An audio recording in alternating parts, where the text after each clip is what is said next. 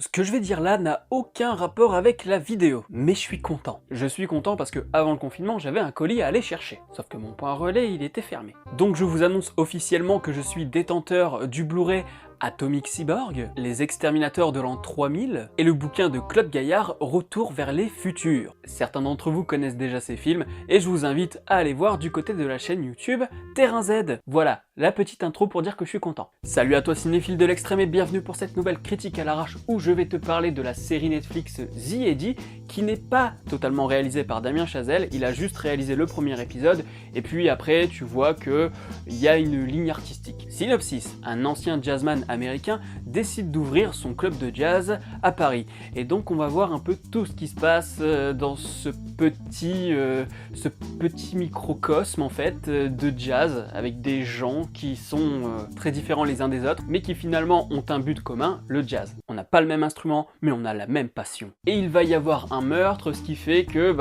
ça va être un peu le bordel là-dedans. Et oui, cette série peut être qualifiée de bordélique, parce que bordel, c'est le cas de le dire. Au niveau du scénario, c'est un peu fourre-tout, il manque des choses, ouais, faut t'accrocher, tu vois, faut bien digérer le truc, c'est-à-dire que, il y a un peu de trou scénaristique, j'ai l'impression. Il manque des petits trucs, comme si il manquait quelque chose à raconter pour faire le lien entre certains éléments. Et puis, d'un autre côté, les personnages, ils sont tous complètement cons. Il n'y en a pas un seul qui prend une bonne décision. Du coup, ça en devient très énervant. Moi, j'ai pété des câbles devant la série. Ce qui prouve quand même que j'étais impliqué et que ça m'a plu de la suivre, parce que j'étais investi par l'histoire, investi par le comportement des personnages, si bien que je me suis dit qu'il y avait que deux personnages vraiment qui avaient les pieds sur terre, c'est Amira et Sim. Je ne sais pas si c'est un hasard, mais en tout cas les plus futés, ce sont deux rebeux. Donc oui, les personnages sont assez cons, mais c'est pas genre con à la Jurassic World Fallen Kingdom, où chaque personnage prend une décision qui va à l'encontre de toute rationalité, histoire de faciliter le scénario. Là, c'est vraiment parce que, ils sont paumés.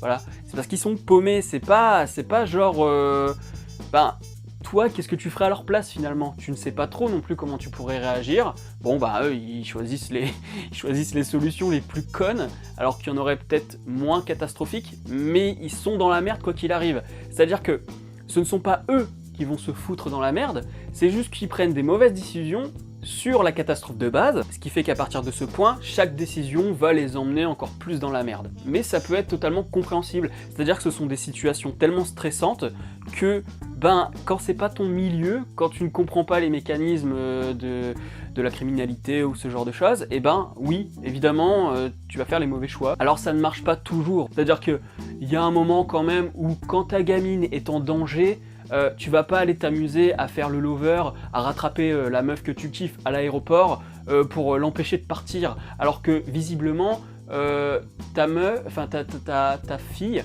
peut se faire buter d'un moment à un autre. Non, je suis désolé, là au bout d'un moment, faut arrêter aussi d'être con. Donc je suis assez mitigé sur le scénario. Et je trouve ça vraiment con parce que en fait on nous raconte une histoire un peu thriller qui finalement n'a pas vraiment grand intérêt, parce que nous ce qu'on veut c'est qu'on nous raconte le jazz, c'est qu'on nous raconte comment ce club va essayer de s'en sortir, et donc nous rajouter en plus cette question de thriller, ce meurtre, je trouve ça un peu trop poussif, parce que tu vois bien que les musiciens ont déjà assez de problèmes dans leur vie, donc je trouve que c'était déjà suffisant de raconter leur propre vie sans avoir un truc rocambolesque, on va pas l'utiliser ce mot. Donc sans avoir une histoire extraordinaire, parce que je prends l'exemple de la fille de l'Est qui est batteuse, elle, clairement, quand j'ai vu son épisode, quand je l'ai vu commencer à s'occuper de son père et tout, j'avais l'impression d'être dans un film des frères Dardenne. C'est-à-dire que j'avais l'impression de regarder Rosetta, on va dire, voilà.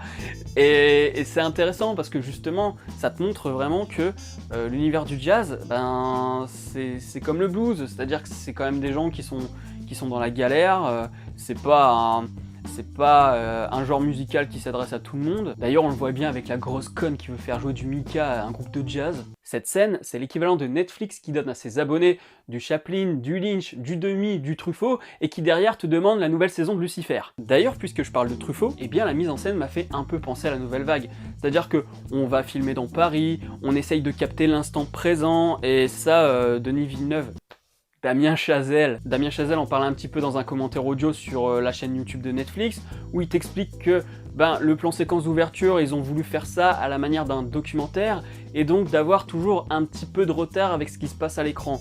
Donc le cinéma vérité, voilà, c'est aussi ça un peu la nouvelle vague, c'est essayer de capter l'histoire, enfin, tout dépend. La nouvelle vague, c'est plusieurs genres différents, mais on connaît surtout pour le côté un peu authentique, voilà, filmé comme si t'étais dans la rue, ce genre de choses. Et puis, évidemment, ça parle de jazz, donc j'ai pensé à Truffaut. Ça m'a rappelé un petit peu Tiré sur le pianiste. Et puis d'un autre côté, on a aussi le personnage de Julie, qui est aussi détestable et insupportable que une Anna Karina dans Pierrot le Fou par exemple, qui arrête pas de nous casser les couilles parce que elle s'ennuie, elle sait pas quoi faire, elle s'ennuie, elle sait pas quoi faire. Ou alors Bardot dans Le Mépris, qui passe son temps, comme le précise le titre, à mépriser les gens, et puis un peu à les regarder de haut, avec le petit côté égocentrique, moi je. Vraiment, les femmes chez Godard, insupportables. Et donc le personnage de Julie m'a un petit peu rappelé ça, hein. C'est-à-dire qu'elle arrête pas de casser les couilles au monde, elle fout tout le monde dans la merde, juste parce que « Regardez-moi, j'existe !» Mais c'est pas la seule à faire de la merde. Donc ça, voilà, niveau personnage, tu l'as compris, ils sont insupportables, je l'ai déjà dit, je vais rester sur la mise en scène. Au niveau de la musique aussi, dans la manière dont c'est filmé, ça, voilà...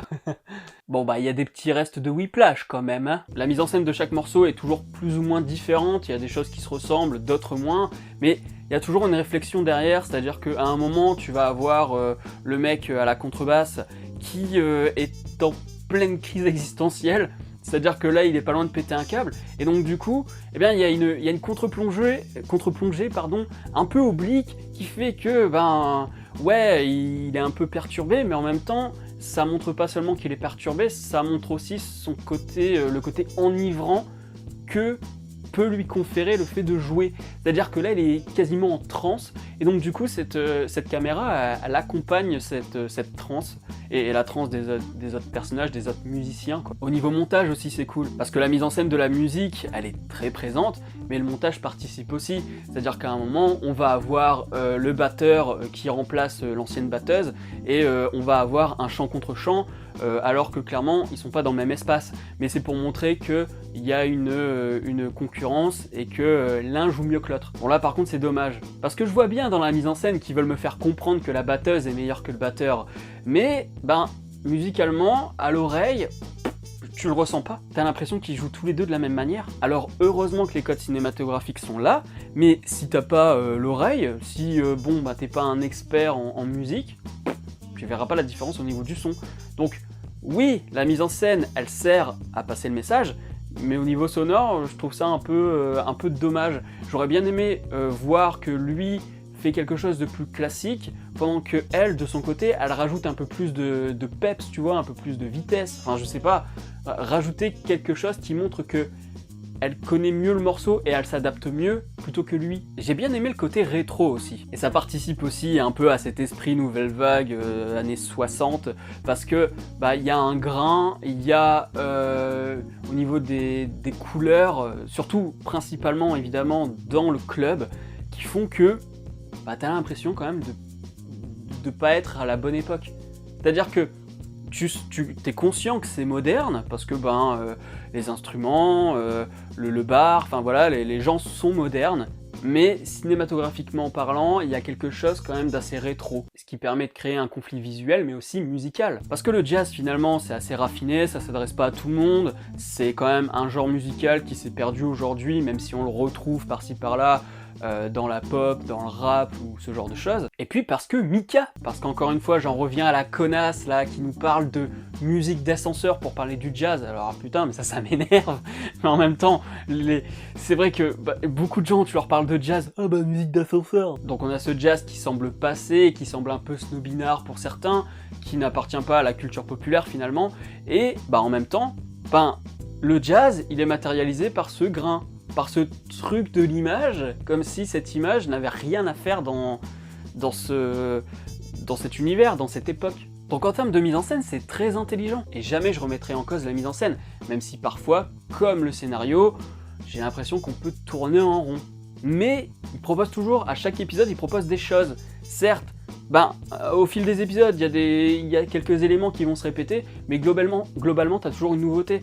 Et même l'épisode 3 consacré à Amira, bordel, j'avais jamais vu moi en fait un rite funéraire musulman. Musulman, t'as vu, j'ai du mal à le dire, oh là là. C'est une vanne, c'est bon, calmez-vous. Et donc clairement j'avais jamais vu un rite funéraire musulman, et puis je me suis retrouvé face à ça.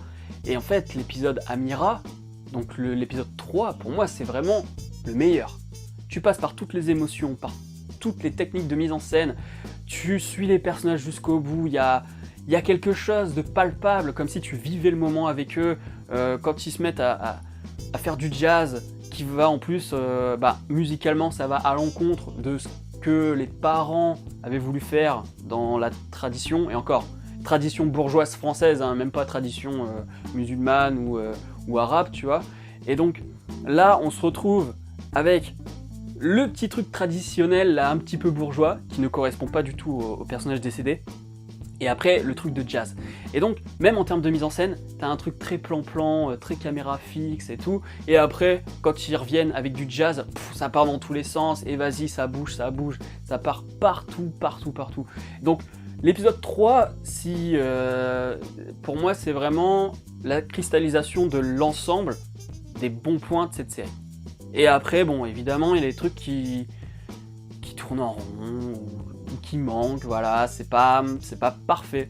Mais cet épisode 3, voilà, allez au moins jusqu'à l'épisode 3, voilà. Si vous avez un peu de mal, allez au moins jusqu'à l'épisode 3, parce que le 3, c'est vraiment celui qui... Pouah. Après, je suis pas très objectif, parce que Amira, c'est Leila Bekti, et que même quand elle la décerne jusque-là, elle est magnifique. Un des meilleurs personnages de cette série de toute façon. Bref, cette vidéo ressemble à une impro de jazz, c'est-à-dire que je suis parti dans tous les sens et que à un moment donné j'ai essayé de revenir à là où j'en étais pour pouvoir finir comme il fallait. Voilà, j'espère que j'ai réussi. Et donc si j'ai une note à lui donner sur Captain Watch, eh bien ce sera... Bordel, c'est chaud. Vraiment, j'ai bugué parce que je l'ai pas encore noté sur Captain Watch, donc j'y ai pas encore vraiment réfléchi. Mais... putain... Ouais, pas mal. Pas mal parce que... Putain, oui, il y a des choses très intéressantes, mais en tant que spectateur, au bout d'un moment, t'as fait le tour. C'est-à-dire que 8 épisodes, c'est peut-être un peu trop. Puis la fin, c'est pas la folie non plus. Hein. Donc ouais, on va rester sur pas mal. Mais il faut savoir que le pas mal, c'est surtout pour des questions de scénario. Voilà, c'est tous les petits problèmes par-ci par-là qui m'y gênent. Les personnages qui sont détestables, oui, ça fait un peu chier, mais en même temps, ils sont écrits comme ça, et donc ils sont super bien joués. Pour jouer...